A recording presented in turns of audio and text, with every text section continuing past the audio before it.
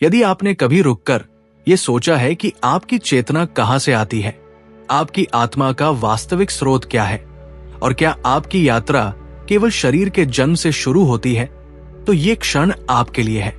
वेदांत और उपनिषद का रहस्य बताता है कि आत्मा केवल एक बार नहीं बल्कि 3 गहरे जन्मों से गुजरती है, जो हमारे सच्चे स्वरूप को प्रकट करते हैं और आत्म साक्षात्कार की राह खोलते हैं।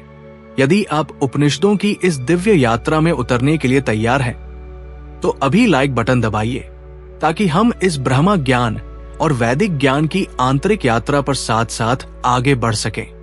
कल्पना कीजिए कि आपके हाथ में एक प्राचीन मानचित्र आ जाए, जो आपकी चेतना की यात्रा को शुद्ध अप्रकट आत्मन से लेकर आज के जीवंत और संवेदनशील व्यक्तित्व तक स्पष्ट दिखा दे। यही मानचित्र है ऐत्रेय उपनिषद। ये केवल दर्शन नहीं बल्कि एक जीवंत अनुभूति यात्रा है, जहां आपके भीतर घट रही ब्रह्मांडीय लीला प्रकट होने लगती है, जहां उपनिषद दर्शन, अद्वैत वेदांत, भारतीय दर्शन और आध्यात्मिक जागरण साथ साथ एक अनुभव बन जाते हैं। अब एक क्षण के लिए वो सब भूल जाइए जो आपने आत्मा की यात्रा के बारे में अब तक सुना है। यदि प्राचीन उपनिषद ये उद्घोष करते हैं कि आपका जन्म केवल देह का नहीं बल्कि चेतना का, विवेक का और अंतः मुक्ति का भी है, तो ये साधारण विचार नहीं बल्कि जीवन को देखने का एक नया द्वार है। ये मार्गदर्शन केवल आत्मा और चेतना की व्याख्या नहीं करता बल्कि ऐत्रेय उपनिषद के उस दिव्य खाके में प्रवेश कराता है, जो आपके आत्म साक्षात्कार, ब्रह्मा ज्ञान और सनातन धर्म के गूढ़ सत्य को स्पष्ट दिशा प्रदान करता है। क्या आपने कभी स्वयं से पूछा है कि आपकी चेतना की वास्तविक उत्पत्ति कहाँ है? देह से परे आपकी आत्मा एक ऐसी ब्रह्मांडीय यात्रा पर अग्रसर है, जो सृष्टि की उत्पत्ति और उसके लय का ही प्रतिबिंब है। आज हम ऐत्रेय उपनिषद के उन रहस्यमय द्वारों को खोलने जा रहे हैं, जहां आत्मा के 3 रूपांतरण, 3 जन्म प्रकट होते हैं और उपनिषद, वेदांत तथा आध्यात्मिक साधना मिलकर आपको आपके अपने सच्चे स्वरूप की ओर बुलाने लगते हैं। यदि मैं आपसे कहूं कि जिस सृष्टि की उत्पत्ति की कथा आप आकाश, ग्रहनक्षत्र और ब्रह्मांड से जोड़ते हैं, वही कथा वास्तव में आपकी अपनी आत्मा की कथा भी है, तो और यदि आपकी चेतना का उद्भव उसी शुद्ध स्रोत से हुआ है जहां से ये समूचा ब्रह्मांड प्रकट हुआ, तो क्या आप उस सत्य को जानने के लिए तैयार हैं? वेदांत और उपनिषद बताते हैं कि आत्मा की यात्रा केवल शरीर से आरंभ नहीं होती, वो चेतना के शुद्ध समुद्र से उठकर देह, मन और अनुभव की तरंगों तक आती है। ऐत्रेय उपनिषद इसी ब्रह्मांडीय चेतना और व्यक्तिगत आत्मा के गहरे संबंध का रहस्य खोलता है। कल्पना कीजिए आपके हाथ में एक प्राचीन मानचित्र हो, जो आपकी चेतना की यात्रा को अप्रकट आत्मन से लेकर आज के व्यक्तित्व तक स्पष्ट दिखा दे। यही मानचित्र है ऐत्रेय उपनिषद। ये केवल दार्शनिक ग्रंथ नहीं बल्कि वेदांत का जीवंत नक्शा है, जो स्वयं, जगत और परम सत्य के संबंध को खोलता है।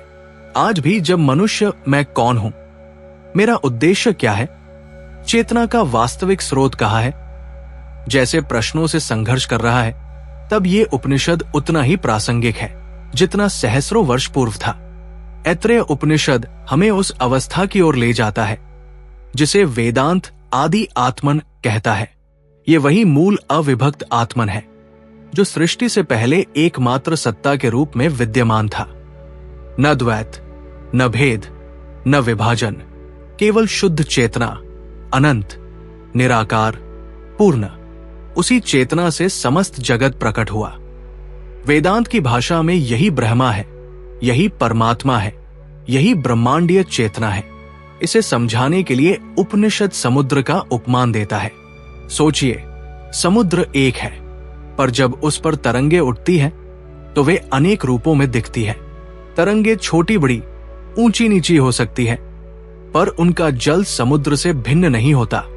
ठीक ऐसे ही आदि आत्मन शुद्ध समुद्र है और हम, हमारी देह, मन, बुद्धि, व्यक्तित्व उसकी ही तरंगे हैं। यही अद्वैत वेदांत की अनुभूति है, जहां आत्मा का ज्ञान और ब्रह्मा का बोध एक हो जाते हैं। यही ऐत्रेय उपनिषद का गूढ़ रहस्य प्रकट होता है। व्यक्ति ब्रह्मांड से अलग नहीं है। आपकी आत्मा और ये समूचा ब्रह्मांड एक ही चेतना में जन्मे है। आपके भीतर जो मैं हूं की अनुभूति है, वही चेतना आकाश में नक्षत्र रचती है, सूर्य में प्रकाश जगाती है और सृष्टि की गति को संचालित करती है। वेदांत कहता है, आत्मा ही ब्रह्मा है और ब्रह्मा ही आत्मा। द्वैत केवल दृष्टि का भ्रम है, वास्तविकता में सब एक है। यही अद्वैत वेदांत का मूल सूत्र, यही उपनिषद का सार, यही भारतीय दर्शन और सनातन धर्म का हृदय है। पर एक प्रश्न उठता है, जब सब एक ही चेतना है तो सृष्टि कैसे प्रकट हुई, तरंगे कैसे उठीं? ऐत्रेय उपनिषद उत्तर देता है, काम या इच्छा के रूप में। यहां काम का अर्थ सांसारिक लालसा नहीं, बल्कि आत्मन में उठी वो मूल प्रेरणा है, स्वयं को जानने की इच्छा। शुद्ध चेतना ने चाहा कि वो स्वयं को पहचाने, स्वयं को अनुभव करे। इसी आंतरिक स्पंदन से सृष्टि का प्रारंभ हुआ। ये इच्छा दोष नहीं, अस्तित्व की मूल शक्ति है। जैसे बीज के भीतर वृक्ष बनने की स्वाभाविक प्रवृत्ति होती है, वैसे ही आत्मन के भीतर आत्म प्रकटन की प्रेरणा छिपी रहती है। उपनिषद कहता है कि इसी कामना की चिंगारी से आत्मा ने नामरूप धारण किए, इंद्रिया बनी, मन और बुद्धि प्रकट हुए, प्राण का प्रवाह आरंभ हुआ और चेतना ने स्थूल जगत में स्वयं को व्यक्त किया। यहीं से आत्मा की यात्रा शुरू होती है, शुद्ध ब्रह्मा चेतना से व्यक्त की ओर।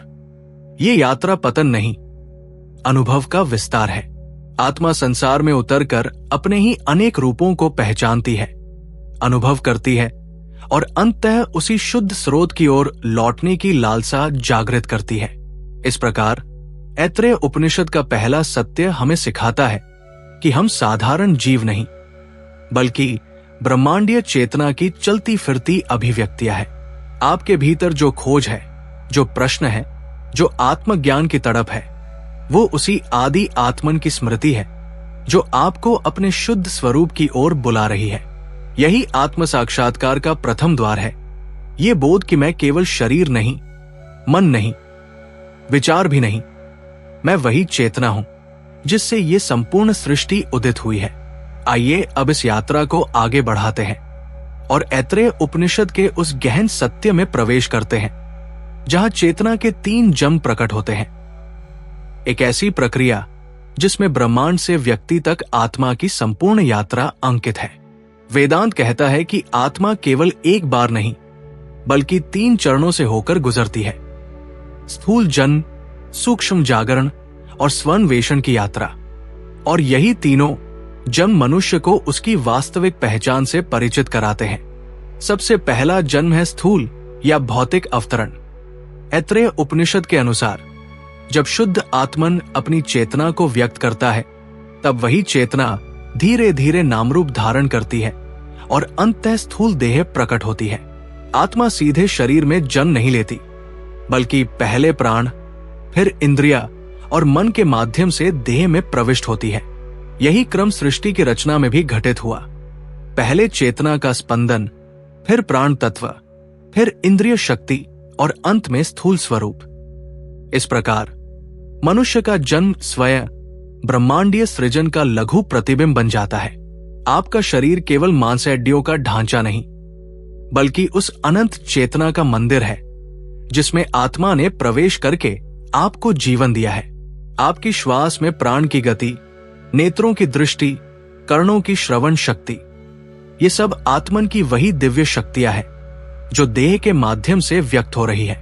ऐत्रेय उपनिषद हमें सिखाता है कि भौतिक जन्म कोई संयोग नहीं, बल्कि एक दिव्य सृजन प्रक्रिया है जिसमें ब्रह्मांड की चेतना स्वयं मनुष्य के रूप में व्यक्त होती है।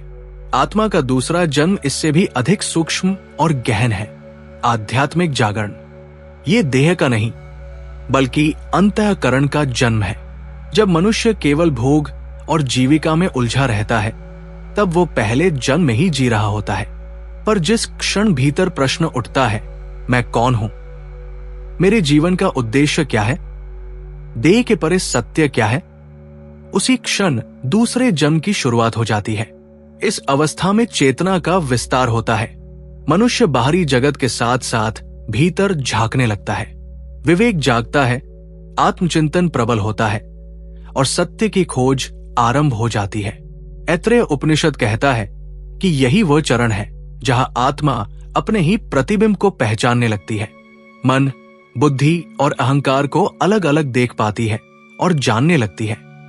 मैं ये विचार नहीं, ये भाव नहीं, बल्कि वो साक्षी चेतना हूं जो इन सब को जान रही है। यही दूसरा जन्म मनुष्य को साधक बनाता है और उसे वेदांत, उपनिषद दर्शन और आत्मज्ञान की ओर ले जाता है। इन दोनों जन्मों, स्थूल अवतरण और आध्यात्मिक जागरण से मिलकर तीसरी और सबसे महत्वपूर्ण यात्रा आकार लेती है, स्वन्वेषण की यात्रा। यहां मनुष्य अपने अस्तित्व को ब्रह्मांडीय विकास की सूक्ष्म प्रतिच्छवि के रूप में देखने लगता है। जैसे सृष्टि अज्ञान से चेतना, अंधकार से प्रकाश की ओर बढ़ी, वैसे ही प्रत्येक व्यक्ति के भीतर भी यही गति चलती है। अचेतनता से जागृति की ओर, भ्रांति से सत्य की ओर। इस बोध में यह स्पष्ट हो जाता है कि व्यक्ति का जीवन कोई अलग कहानी नहीं, बल्कि उसी महान ब्रह्मांडीय लीला का एक अध्याय है। आपकी खोज, आपके संघर्ष, आपकी पीड़ा और आपकी साधना सब उसी एक चेतना के विविध अनुभव है। यही समझ साधक को ये अनुभूति देती है कि अंतिम लक्ष्य कहीं बाहर नहीं, अपने भीतर ही स्थित है। इस प्रकार चेतना के ये तीन जन्म केवल दार्शनिक धारणा नहीं, बल्कि आपके जीवन में प्रतिपल घटित होती सत्य प्रक्रियाएं हैं। भौतिक जन्म ने आपको देह दी, आध्यात्मिक जागरण ने आपको प्रश्न करने वाला बनाया और स्वन्वेषण की यात्रा आपको उस परम सत्य की ओर ले जा रही है जहां आत्मा अपने ही ब्रह्मा स्वरूप में स्थिर होती है। यही ऐत्रेय उपनिषद का गूढ़ संदेश है। आप एक विकसित होती चेतना है, एक जीवित साधना है और आपकी संपूर्ण जीवन यात्रा आत्मा से ब्रह्मा तक का योग है। यदि अब तक ऐत्रेय उपनिषद की ये शिक्षाएं आपके दृष्टिकोण को भीतर से बदल रही है, तो अगली कड़ी कभी न छूटे। इसके लिए अभी सब्सक्राइब कर लीजिए और कमेंट में एक पंक्ति लिखिए, चेतना ही ब्रह्मा है, ताकि ये साधना यात्रा और भी सशक्त बन सके। अब हम ऐत्रेय उपनिषद के उस अत्यंत सूक्ष्म सत्य में प्रवेश करते हैं जिसे वेदांत लघु ब्रह्मांड का रहस्य कहता है। उपनिषद स्पष्ट बताता है कि व्यक्तिगत आत्मा अर्थात जीवात्मा वास्तव में उसी सार्वभौमिक आत्मन परमात्मा का लघु प्रतिबिंब है जो कुछ अनंत ब्रह्मांड में घटित होता है। उसकी सूक्ष्म प्रतिध्वनि मनुष्य के भीतर भी होती है। इसी को वेदांत की वाणी में कहा गया है, यद ब्रह्मांडे तत्पिंडे। जो ब्रह्मांड में है वही इस देहपिंड में भी है। ऐत्रेय उपनिषद समझाता है कि हमारी इंद्रिया, मन, प्राण और बुद्धि कोई आकस्मिक जैविक रचना नहीं, बल्कि ब्रह्मांडीय सृजन शक्तियों के जीवंत प्रतीक है। जैसे सूर्य प्रकाश देता है, वैसे ही नेत्र हमें देखने की शक्ति देते हैं। जैसे आकाश में ध्वनि गूंजती है, वैसे ही कान सुनने की क्षमता प्रकट करते हैं। जैसे प्राण वायु समूचे जगत में गति का संचार करती है, वैसे ही श्वास प्राण का संचालन करता है। और जैसे संपूर्ण ब्रह्मांड एक गहरी चेतना से संचालित है, वैसे ही मन और बुद्धि हमारे भीतर उसी चेतना की कार्यशील अभिव्यक्ति बन जाते हैं। यही उपनिषद मन का रहस्य खोलता है। मन कोई पृथक शक्ति नहीं है, वो स्वयं आत्मा की सृजनात्मक अभिव्यक्ति है। मन, बुद्धि और चित्त आत्मा की ही चेतनामयी तरंगे हैं, कोई अलग सत्ता नहीं। जैसे एक दीपक से अनेक किरणें निकलती हैं और सभी में वही प्रकाश चमकता है, वैसे ही आत्मा का प्रकाश मन, विचार, स्मृति और विवेक के रूप में प्रकट होता है। जब विचार उठते हैं तब आत्मा अपनी जानने की शक्ति को व्यक्त कर रही होती है। जब विवेक जागता है तब आत्मा स्वयं को समझने लगती है और जब चेतना साक्षी बनकर विचारों को देखने लगती है तब वो अपने मूल स्वरूप को छूने लगती है। इस दृष्टि से मानसिक प्रक्रियाएं हमारी सीमाएं नहीं, बल्कि हमारी दिव्यता के द्वार बन जाती है। हम अक्सर मन को अपना शत्रु मान लेते हैं, जबकि ऐत्रेय उपनिषद सिखाता है कि मन को दबाने की नहीं, उसे समझने की आवश्यकता है, क्योंकि मन उसी सृजन शक्ति का एक रूप है जो संपूर्ण सृष्टि को गति देती है। विचारों का प्रवाह कोई दोष नहीं, बल्कि चेतना की जीवंतता का प्रमाण है। जब यह प्रवाह विवेक और साक्षी भाव से जुड़ता है, तब वही मन साधना का साधन बनता है और आत्म साक्षात्कार का सेतु रचता है। इसके बाद उपनिषद एक गहरी भ्रांति की ओर संकेत करता है, अलगाव का भ्रम। हमें लगता है मैं अलग हूं और ये ब्रह्मांड अलग है। यही अज्ञान का मूल सूत्र है। इसी से भय, अकेलापन और संघर्ष जन्म लेते हैं। पर वेदांत स्पष्ट कहता है कि यह भेद केवल दृष्टि का भ्रम है। वास्तविकता में कोई विभाजन नहीं है। आपकी चेतना और ब्रह्मांड की चेतना एक ही मूल सत्ता है। नदी समुद्र से अलग दिखती है, पर उसका जल वही समुद्र का होता है। उसी प्रकार जीवात्मा स्वयं को अलग अनुभव करती है, जबकि उसका चैतन्य उसी परमात्मा से उद्भूत है। जब ये बोध जागृत होता है, तब जीवन की पूरी दृष्टि बदल जाती है। भय छूटने लगता है, क्योंकि कोई दूसरा शत्रु नहीं रह जाता। करुणा सहज हो उठती है, क्योंकि हर प्राणी में वही एक चेतना चमकती दिखाई देती है। जीवन साधना बन जाता है, क्योंकि भीतर और बाहर का भेद टूटने लगता है। यही आत्म साक्षात्कार का बीज अंकुरित होता है और अद्वैत वेदांत का अनुभव आकार लेने लगता है। इसीलिए ऐत्रेय उपनिषद हमें ये नहीं सिखाता कि ब्रह्मा कहीं दूर स्थित है। वो बताता है, जो ब्रह्मा आकाश में चमकता है, वही आपके भीतर श्वास ले रहा है। जो चेतना ब्रह्मांड को गति देती है, वही आपकी आंखों से देखकर संसार को जान रही है। और जिस परम सत्य की खोज आप बाहर कर रहे हैं, वो पहले से ही आपके अंतर्मन में प्रकट होकर आपका मार्ग दिखा रहा है। यही लघु ब्रह्मांड का रहस्य है कि आप केवल ब्रह्मांड में रहने वाले जीव नहीं, बल्कि स्वयं ब्रह्मांड की जीवंत अभिव्यक्ति है।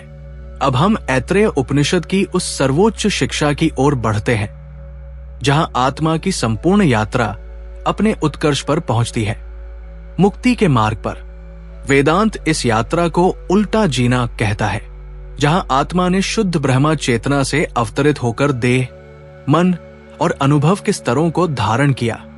अब वही चेतना जागरूक होकर अपने मूल स्रोत की ओर लौटती है। यही आत्मा का तीसरा जन्म है। ये कोई शारीरिक जन्म नहीं, बल्कि बोध का जन्म है। वो क्षण जब आत्मा स्वयं को सीमित जीव मानना छोड़कर अपने अनंत स्वरूप को पहचान लेती है। यही मोक्ष है, बंधनों से नहीं, बल्कि भ्रम से मुक्ति। इस वापसी की यात्रा का अर्थ संसार से भाग जाना नहीं है। ऐत्रेय उपनिषद कहता है, साधक संसार में रहते हुए भी चेतना की ऊर्ध्व यात्रा कर सकता है। जब मनुष्य ये देखना सीख लेता है कि वो देह नहीं, बल्कि देह को जानने वाली चेतना है, वो मन नहीं, बल्कि मन के विचारों को देखने वाला साक्षी है, तभी यात्रा उलटने लगती है। पहले चेतना बाहर की ओर बहती है, भोग, संग्रह, पहचान और इच्छाओं की ओर। अब वही चेतना भीतर की ओर मुड़ती है, मौन, साक्षी भाव, विवेक और आत्मबोध की ओर। यहां अवतरण नहीं, आरोहण होता है, पतन नहीं, वापसी होती है। इस मार्ग पर ऐत्रेय उपनिषद हमें कुछ व्यावहारिक साधन देता है, जो आज भी उतने ही प्रासंगिक है जितने सहस्रों वर्ष पहले थे। पहला साधन है ध्यान। ध्यान का उद्देश्य विचारों को जबरन रोकना नहीं, बल्कि उनके पार स्थित उस मौन साक्षी को पहचानना है जो निरंतर देख रहा है। जब साधक शांति से बैठकर श्वास, भाव और विचारों को देखता है, तो धीरे धीरे जानने लगता है, मैं ये विचार नहीं हूं, मैं इन सब का दृष्टा हूं। यही दृष्टा भाव आत्मा की पहली प्रत्यक्ष झलक है। दूसरा साधन है मनन और आत्मचिंतन। उपनिषद केवल सुनने से सिद्ध नहीं होते, उन्हें भीतर उतारना पड़ता है। दिन भर के अनुभवों पर शांत मन से विचार करना, मैं किस भाव में जिया, कहां अहम प्रबल हुआ, कहां साक्षी बना।